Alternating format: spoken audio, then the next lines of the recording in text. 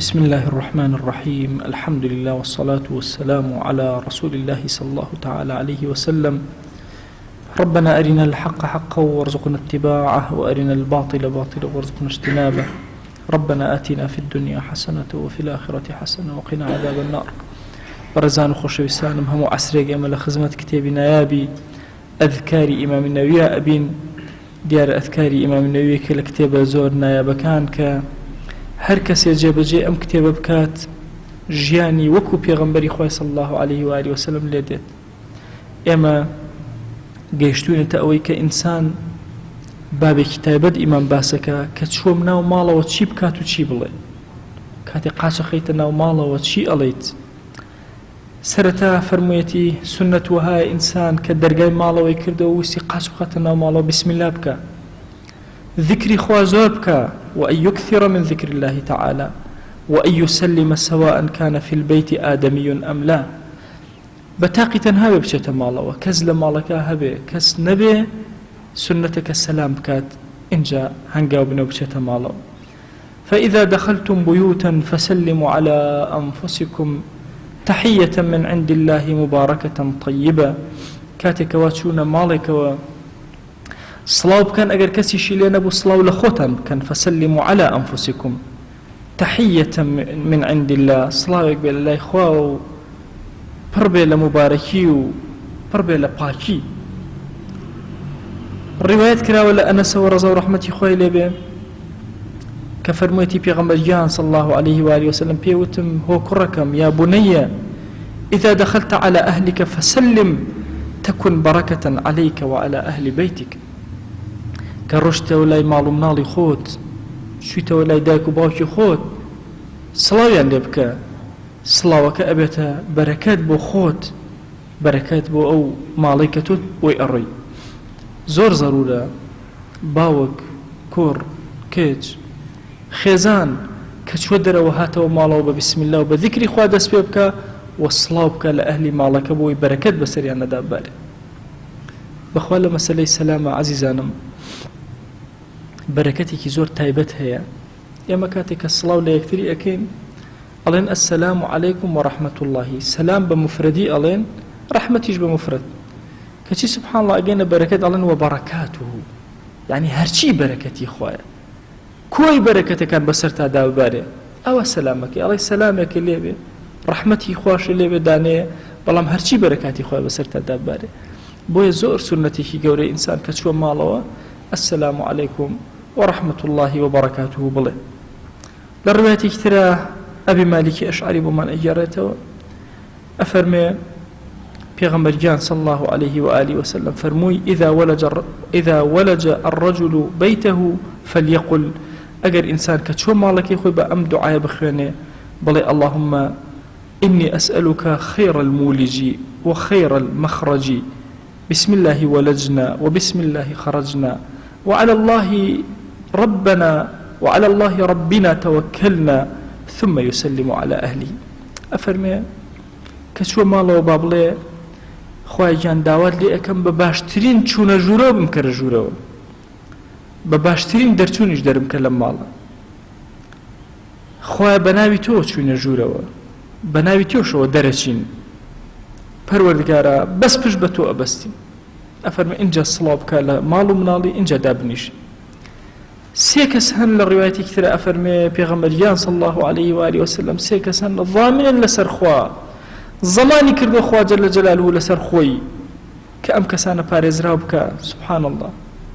جاري وهي أشيد أقري أتيوشتي بكري قلوبك أتيو بكري كأعلن أم قلوب الزمانة صالحي لقلايا دل زور خوش بإكري كأعلن أم مجمدية بابلين زمانتي دو صالي لقلايا زور دل خوش بزياتر أوان أكري كزمانتي لقلايا ألين نبا دخل ليشتيا دروز بي دي تولى الزمانتي خواهي جل جلاله أقر بيتو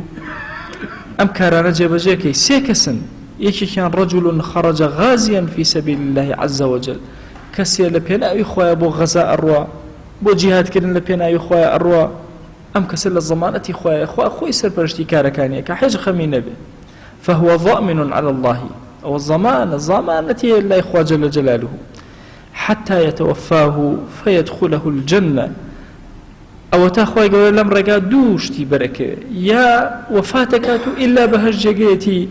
يا وكو أيجرته بناو مالو منالي أجر غنيمتي شي دزگيرك پیاوێکی دووهەم کە ئەچێ بۆ مزگەوت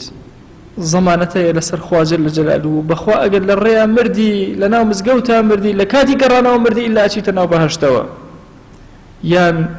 بە کۆڵی ئەجر و غەنیمەتەوە ڕزق زیادەکە کاتی ئەیتە مزگەوت و ئەڕۆیتەوە خوای گەورە ڕزقی حەڵاڵت زیادەکە بەرەکەت ئەخاتە ناو ڕزقتەوە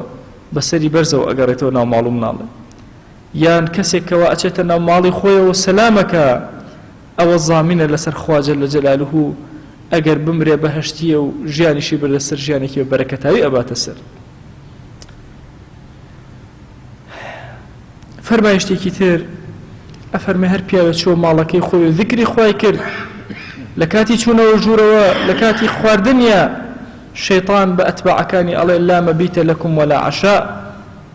نەئەتوانن لەم ماڵا بمێننەوە نەئەتوانن هیچ بخۆن لەم ماڵە بڕۆن بەجێ بێڵن جا ئەو کەسانی کە زۆر کات ئەڵێن وڵات جنۆکە دەسی لێوەشانەوە و نازانم جنۆکە چۆتە لاشەی و هەندێک کەس بوون جای تر عەرزم کردوون کە پارە بەو مەسەلەوە پەیا ئەکرێ ئەگەر ڕاز بێ ئەم ئینسانە چووە ماڵەوە وتی بسم الله واللهی جنۆکە لەو ماڵا نامێنێ شەیاطین و ئەتباعی شەیاطین نامێن کاتێ لەسەر نانەکەی دەرچووتی بسم الله واللهی ئەوانە نزیکی ناکەونەوە بۆیە کەسی ئیماندار ئەبێ زۆر بە وریایی تەعاملکە لەو مەسائلانە بەڕاستی لەوە ئەچێت یەکێک لە هەڵەکانی سەحوەی ئیسلامی بریتێ بێ لەو بابەتە کە گەشەی پێکرا و خەڵکی پێترسێنرا ئەگەر ناخوا ئینسانی زۆر بە قەدر دروست کردووە هەموو شەیاطین محتاجی ئینسان هەموو جنۆکە محتاجی ئینسان پێغەمبەرێک لەناو هەموو جنۆکان نەهاتووە بەڵام هەمویان ئەبێت تابعی ئینسان بن ئەها سولەیمان عەلەیهی سەلام ئەها پێغەمبەری خۆمان عەلەیهی سەلام پێغەمبەران لە ئینس هاتوون لەوان نەهاتوون بۆیە ئەوان شوێن کەوتەی مرۆڤن بۆیە ئەم فەرمایشتە صحیحەی پێغەمبەریان صلی الله عليه وآله وسلم کە لە صحیح مسلمە هاتووە کە ئینسان چووە ماڵەوە بسم الله کرد لەسەر سفرە دانیشت بسم الله کرد بەخوا شەیطان ئەڵێ لا مەبیتە لەکم وەلا عەشا نەنانتان دەسەکەوێ خواردن نەمانەوە بڕۆن چۆڵیکەن چۆڵی ئەوێ بکەن بەڵام ئەگەر ذیکری خوای نەکرد شەیطان بە ئەتباعەکانی ئەڵێ شوێنتان دەست کرد بۆ حەوانەوە کە نانی خوارد و ئەوەی نەکرد ئەڵێ ئەوە نانیشتان دەست کرد بۆ خۆتان بە ئیسراحەتی خۆتان دانیشن عمری کوڕی عاص بۆمان ئەگێڕێتەوە پێغەمبەریان صلی الله عليه وآله وسلم ئەفەرمێ کە بە ڕۆژە بەهاتایەتە ماڵەوە ئەیود الحەمد لله الذي كفاني وآواني سپاس بۆ ئەو خوایی کە شوێنێکی دامێ دڵدەی دام کە تیا بەحەومەوە والحمد لله الذي أطعمني وسقاني سپاس بۆ ئەو خوایی کەوە خواردنی دامێ و خواردنەوەی دامێ الحمد لله الذي من علي فأفضل سپاس بۆ ئەو خوایی کە منەتی کرد بە سەرما و زیاتری پێ عەتا کردم أسألك أن تجيرني من النار خوای پەنا ئەگرم بە تۆ پەنام بدە لە ئاگر ئەگەرچی لە سەنەدەکەی ئەم ڕیوایەتە ضەعفێکەیە ابن السنی هێناوێتی لە کتێبەکەی خۆیە بەڵام ئیمامی نەووی لە بەرەوەی لە فەضائیلی ئەعمالە و عەرزم کردن خۆی پێشتر فەرمووی هەر فەرمایشتێکی ضەعیف ئەگەر ضەعیف جدەن نەبێ لە فەضائیلی ئەعمالە کاری پێ ئەکرێ بۆی ئەکرێ هەندە جار ئینسان ئەو ذیکرە بخوێنە ئەفەرمێ ئیمامی مالک لە موەطئا ئەوەمان بۆ باسەکە چۆن سەلام کەین لە خۆمان ئەفەرمێ کاتێکەوە چوویتە ناو ماڵەوە کەسی لێ نەبوو چوویتە هەر شوێنێک کەسی لێ نەبوو چوویتە ناو ئەشکەوتێکەوە کەسی تیا نەبوو چوویتە ناو چۆڵەوانێک و کەس لێ نییە چوویتە ناو کەپرێکە و کەسی لێ نەبوو ئەڵێ ئەم کەلیمەیە بڵێ السلام علينا وعلى عباد الله الصالحين بڵێ سڵاوی خوا بەسەر ئێمە دابارێ بەسەر عەبدە صالحەکانی خۆیان دابارێ چکە ئەو شوێنە حتمەن ملیانە بە مەلائیکەتی خوا جەل جەلالوهو بۆیە سڵاو لە خۆت و لە مەلائیکانەکەی اینجا داخەڵ بۆ شوێنە ئەبی سەواء ماڵی خۆت بێ یا غەیری ماڵی خۆت بێ خوای گیان داوام لێ ئەکەن بە ناوی جوانە بە صیفەتی بەرزە بە ئیسمی عەظەمەت لە نووری ئەم کتێبێ بەشمان مەکە یا ئەکرەم الئەکرەمین نور و بەرەکەت و جوانی ئەم کتێبە بەسەر خۆمانە بەسەر ماڵ و مناڵوانە بەسەر شار و وڵات و نیشتیمانمانە ببارێنە یا ئەکرەم الئەکرەمین یا ڕەبی خوایە داوام لێ ئەکەین ئەم کتێبە و ئەم کەلیماتانەی کە لە خزمەتیا دانیشین بیکە بە نور و چرا و ڕووناکی بۆمان یا ئەکرەم الئەکرەمین ئامین ئامین والحەمد لله رب العالمین